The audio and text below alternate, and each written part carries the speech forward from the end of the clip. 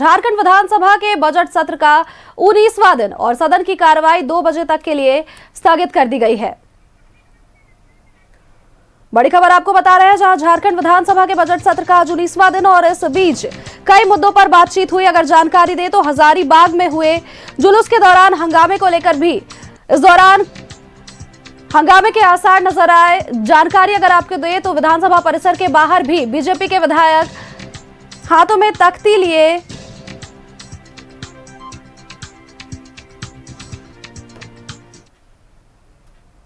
विधानसभा परिसर से हमारे संवाददाता बिपिन हमारे साथ जुड़ चुके हैं। बिपिन का रुख करेंगे। बिपिन, आज झारखंड विधानसभा के बजट सत्र का 19वां दिन और बजट सत्र शुरू होने से पहले भी हमने देखा कि परिसर के बाहर किस तरह से बीजेपी के विधायक हाथों में तख्ती लिए वे लोग नारे लगा रहे थे कि हेमंत सरकार हिंदू विरोधी है। हजारीबाग में हुए जुलूस के दौरान जो हंगामा हुआ उसको लेकर यहाँ पर बातचीत हुई और सदन के भीतर भी इस मुद्दे की गूंज सुनाई दी। आज क्या कुछ अभी तक हो चुका है?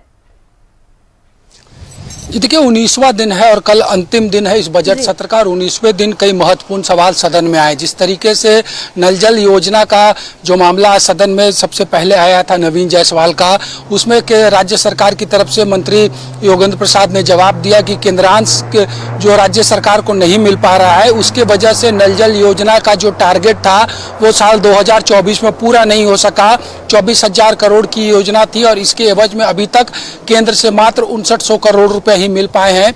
इसलिए 64 लाख घरों तक नल से जल पहुंचाने की योजना के तुलना में अभी तक महज 34 लाख घरों में ही इस योजना का लाभ पहुंचाया जा सका और केंद्र जैसे ही पैसा देगा ये योजना पूरी कर दी जाएगी। ठीक इसी तरीके से झारखंड मुक्ति मोर्चा की विधायक कल्पना सोरेन ने मनरेगा मजदूरी के बकाये और मनरेगा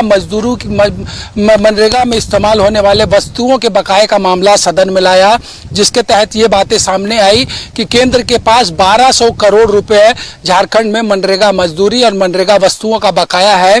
और इसी सवाल का जवाब जब ग्रामीण विकास मंत्री दीपिका पांडे ने दिया और उन्होंने तथ्य की जानकारी सदन को दी और यह कहा कि क्योंकि जो कार्रवाई की मांग कल्पना सोरेन ने दोषी अधिकारियों पर की थी, क्योंकि यह मामला पूरी तरीके से केंद्र का है इसलिए राज्य सरकार के अधिकारियों की इसमें कोई जवाबदेही नहीं बनती, इसलिए उन पर कार्रवाई नहीं हो सकती। और इसी सवाल के जवाब में संसदीय कार्य मंत्री ने सदन का ध्यान आज आकृष्ट कराया कि जो आज पहले 2 अल्पसूचित प्रश्न थे, चाहे वो नल जल योजना की बात करे, मनरेगा मजदूर के भुगतान के बकाये की बात करे, तो इसमें संसदीय कार्य मंत्री ने यह कहा सदन में कि केंद्र किस तरीके से झारखंड के साथ सौतेला व्यवहार कर रहा है, इसका जीता जागता उदाहरण इस 2 प्रश्न के जवाब है। एक तरफ केंद्रांश जल नल योजना के तहत झारखंड को नहीं मिलता है, दूसरी तरफ मनरेगा से संबंधित 1200 करोड़ का बकाया है और तीसरा जो विषय उन्होंने सदन में रखा कि जो केंद्रीय बजट के तहत झारखंड के ग्रांट का 16,000 करोड़ इस वित्तीय वर्ष में 31 मार्च तक झारखंड को मिलना चाहिए था, उसके एवज में अभी भी 11,000 करोड़ केंद्र ने नहीं दिया है।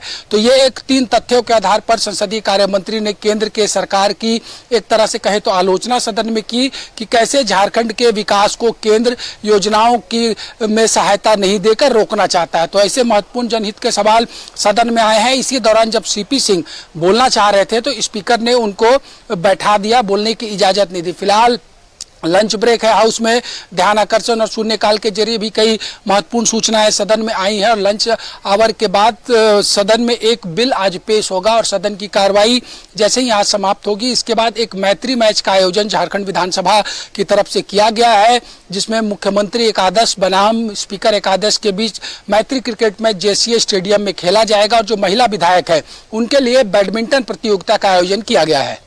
चलिए, बहुत बहुत धन्यवाद विपिन आपका हमारे साथ जुड़ने के लिए और तमाम जानकारी हमारे दर्शकों तक साझा करने के लिए।